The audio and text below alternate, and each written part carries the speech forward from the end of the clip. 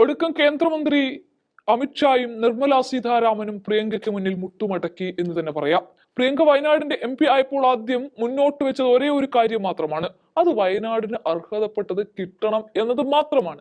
ഒരു ദുരന്തം കഴിഞ്ഞ് നാളിതുവരെയായിട്ട് മോദിയുടെ ധനമന്ത്രിയോ വയനാടിനായി നൽകേണ്ട കേന്ദ്ര സഹായത്തെ പിടിച്ചു വെക്കുകയാണ് ഉണ്ടായത്. ഇവിടെയാണ് പ്രിയങ്ക കന്നിത്തിരി തെളിയിച്ച് പാർലമെന്റിലേക്ക് അകത്തേക്ക് എത്തിയത്. ഇതോടെ പ്രതിപക്ഷത്തിന് മൂർച്ചയുള്ള ഒരു സ്വരം കൂടി ഉണ്ടായി.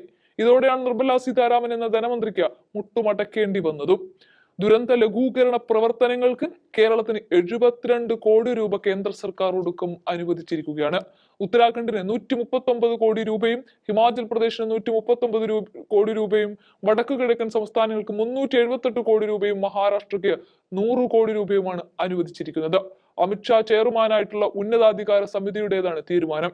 കർണാടകത്തിനും കേരളത്തിനും 72 കോടി വീതവും തമിഴ്നാടിനും പശ്ചിമ ബംഗാളിനും 50 കോടി രൂപ വീതവും അനുവദിച്ചു. സത്യം പറഞ്ഞാൽ ഇത് പ്രിയങ്കയുടെ വിജയമാണ്. വയനാട് ദുരന്തത്തിനുള്ള കേന്ദ്ര സർക്കാർ പാക്കേജ് സമയബന്ധിതമായി അംഗീകരിച്ച് നടപ്പിലാക്കുമെന്നാണ് ധനകാര്യമന്ത്രി നിർമ്മലാ സീതാരാമൻ പറഞ്ഞിരുന്നത്. അത് ഉറപ്പും നൽകി കഴിഞ്ഞിരുന്നു.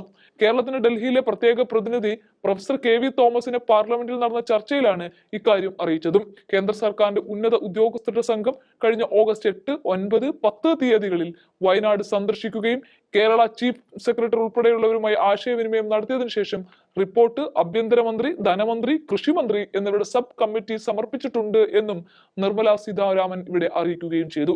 കഴിഞ്ഞ വരെ കേരളം ആവശ്യമായ റിപ്പോർട്ടുകൾ നൽകിയില്ല എന്നായിരുന്നു കേന്ദ്രം ഉയർത്തിക്കാട്ടിയത്. പക്ഷെ ഇപ്പോൾ എല്ലാം കിട്ടിബോധിച്ചു എന്ന് നിർമ്മല എന്ന ധനമന്ത്രി എടുത്തു പറയുകയാണ്.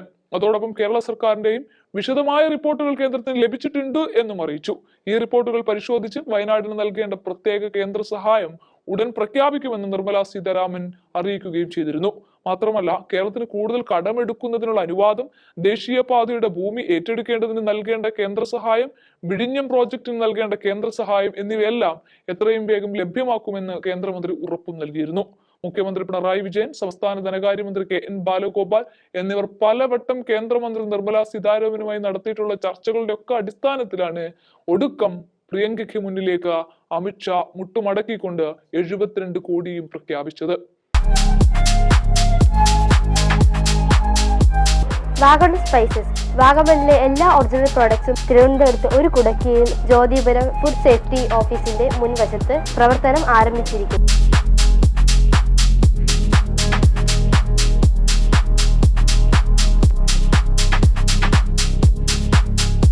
കശുവണ്ടി, കുരുമുളക്, ഗ്രാമ്പു, ഏലക്ക, പട്ട, കാഷ്യൂനട്ട്, നട്ട്സ്, ആൽമണ്ട് എന്നിവയെല്ലാം ഇവിടെ ലഭ്യമാണ്.